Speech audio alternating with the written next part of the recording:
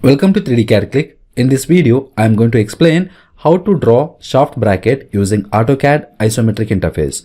This is the isometric view of shaft bracket. Let's get inside the interface of AutoCAD.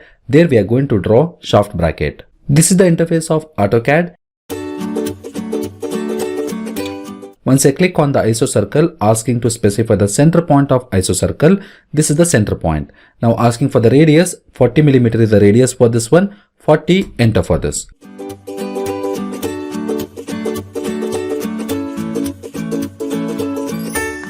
F5 is a shortcut to change the iso plane. The line is 58 mm, enter for this one.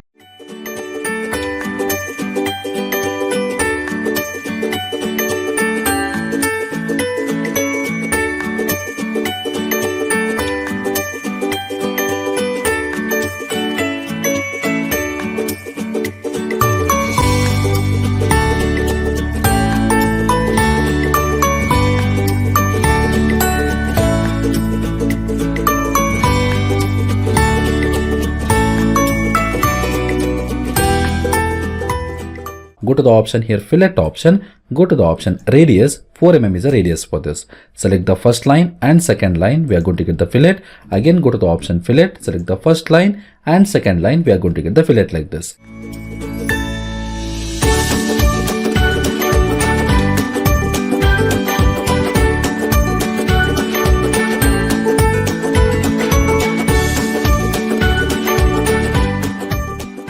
If you don't want the grid here, we can hide the grid. We can see that here how we are going to get the final output. This is how we are going to draw the shaft bracket using AutoCAD isometric interface.